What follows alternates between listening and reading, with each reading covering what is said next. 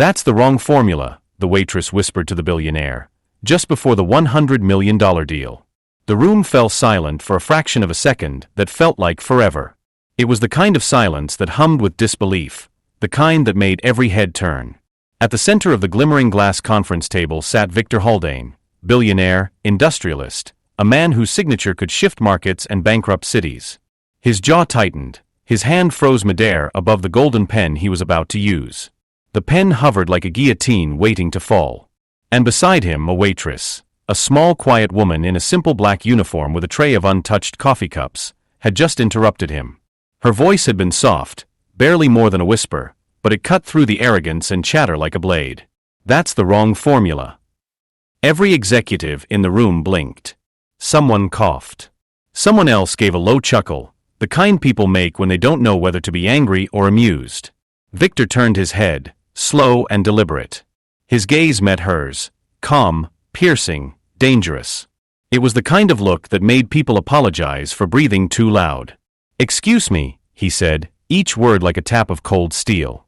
The waitress, whose name tag read Elena, did not flinch. Her fingers tightened slightly on the tray, but her eyes, quiet brown eyes that had seen far too much of the world, stayed on the stack of papers in front of him. He followed her gaze. The open folder, glossy and heavy with years of research, was the heart of a $100 million acquisition deal. A biotechnology patent that would define the next decade of his empire. And she had just told him it was wrong. The executives shifted uncomfortably. One of them muttered something about calling security. But Victor raised a hand. "What did you say?" Elena's throat worked, but her voice stayed steady. "The formula you're about to sign off on, it's mislabeled. The second compound doesn't stabilize under high heat. It breaks down into something toxic." Laughter rippled from the far end of the table. A man in a tailored gray suit, Haldane's head chemist, smirked and leaned back in his chair. "And you would know that, how?" Elena blinked slowly. "Because I was the one who designed the original formula." The air snapped taut. The smirk vanished. For the first time, Victor's expression changed. Curiosity flickered beneath the ice. "You're saying you worked for Biocher Labs?" "I did," she said quietly. "Until your acquisition team replaced our division. I stayed behind to pay my brother's medical bills. I serve coffee here now." Her voice broke just slightly on the last sentence, like the quiet crack of porcelain. The billionaire didn't respond immediately. He looked at her as though seeing something not entirely human, something inconveniently real. Behind him, the executives began whispering among themselves. Someone mentioned defamation. Someone else muttered about firing staff. But Victor remained silent. He picked up the folder and stared at the rows of chemical symbols. His thumb tapped once on the edge of the page, a slow rhythm of thought. Elena stood perfectly still. Her tray trembled almost imperceptibly, but her eyes never dropped. 3 years earlier, those same hands had held test tubes and pipettes, not coffee trays. Back then, she'd worked 12-hour shifts in a lab that smelled of ethanol and ozone, chasing a cure for a rare autoimmune disease, the one that had taken her brother's ability to walk. She'd been the youngest biochemist on her team, driven not by ambition but desperation. When Biocher Labs was bought out, the executives called it progress. They replaced the ethical review boards with speed, the safety checks with profit charts. Elena had tried to protest, to show them how one unstable compound could destroy the entire formula's purpose. Her warning had been dismissed as academic idealism. 2 weeks later, she was let go. Now she was here, balancing trays of coffee for the same men who'd erased her work, her life's work, from the world. Her knuckles whitened around the tray. She remembered the smell of hospital antiseptic, the metallic hiss of ventilators, her brother's weak smile when she promised she'd fix everything. And here, in this gleaming room of marble and money, she was watching the same mistake about to happen again, this time scaled into a global disaster. Victor set the pen down. Slowly. Deliberately. "Show me." The head chemist's voice shot out, brittle and defensive. "Sir, this is absurd. She's a waitress. That formula has been triple verified by—" Victor didn't raise his voice. He didn't have to. "Show me," he repeated. The man hesitated, then reluctantly pushed the document toward Elena. She placed the tray down on the table's edge and leaned forward, fingers tracing the printed equations. Her hand trembled slightly, but when she began to speak, her tone turned steady, clinical, precise. "Here," she said, pointing to a notation near the bottom. "The stabilizer isn't 3,5-dihydroxybenzoic acid.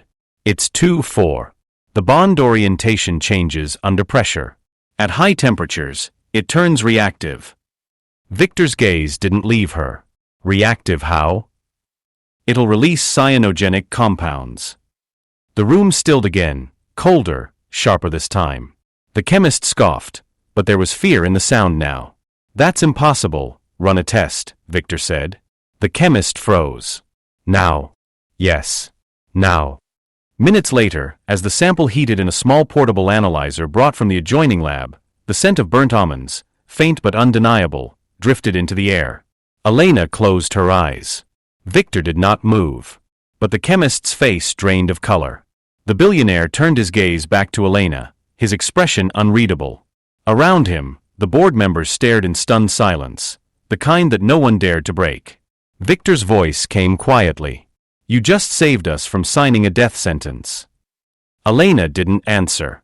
She simply nodded once and began to pick up her tray. Her instinct was to leave, to disappear before they could fire her or make a scene. But as she turned, Victor spoke again. "Wait." She stopped. He rose from his chair, straightened his cufflinks, and studied her as if recalibrating his entire understanding of the world. "You said this was your formula?" She hesitated. It was. Until it wasn't. There was something in her tone, not bitterness, not pride but loss. Victor gestured toward the folder. "This project was supposed to revolutionize biothermal treatment. You built the foundation for that, and we almost turned it into poison." The executives exchanged uneasy glances. No one dared to speak. Victor nodded slowly. "You shouldn't be serving coffee. You should be running that lab." The chemist bristled. "Sir, with all due respect, none taken," Victor interrupted. His eyes never left Elena. "You're dismissed." The man froze, color flooding his face. "You can't, I just did." The silence that followed was absolute. Elena stood motionless, unsure if she had just witnessed justice or another kind of cruelty. Victor extended his hand to her. "Come back. Let it again." Her eyes widened. For a heartbeat, she said nothing.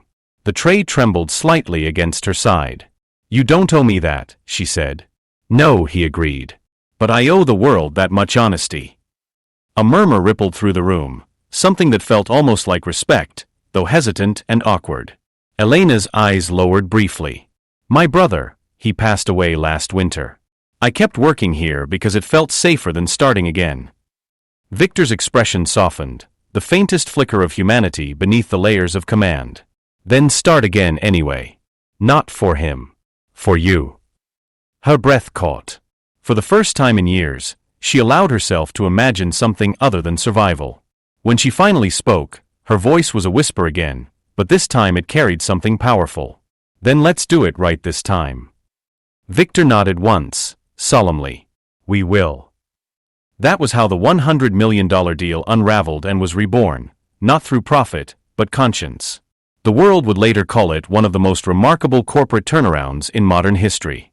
But what no press release ever mentioned was the quiet defiance of the woman who started it, the waitress who refused to stay silent in a room of power. In the weeks that followed, Elena was reinstated as chief research director under a new initiative. The same executives who once ignored her now waited on her data analyses like students before a teacher. Yet she carried herself with the same humility as she did that morning, serving the truth without pride. When reporters asked Victor about the event, he simply said, "We were saved by someone who remembered that science serves life, not profit." Elena never spoke publicly about that day.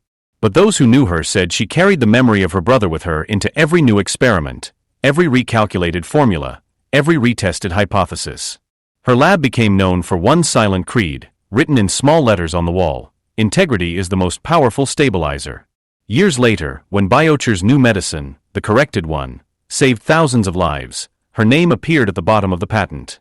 And beneath it, in the acknowledgments, Victor had written a single line: "To the woman who reminded us that whispers can change the world." The moment that had begun as humiliation had become redemption, not just for her, but for everyone in that glittering room who had once believed money was the only measure of worth. And still, some nights, when the world outside the lab quieted and the hum of the machine softened, Elena would close her eyes and remember that day, the trembling tray, the icy stares, the impossible courage it had taken to speak. She'd think of her brother's smile, the promise she had made him, and how life, in its strangest turns, had led her back to keeping it. She never saw herself as a hero. She would have said she simply couldn't watch another mistake destroy what mattered. But to everyone else, her silence had been the sound of integrity refusing to die.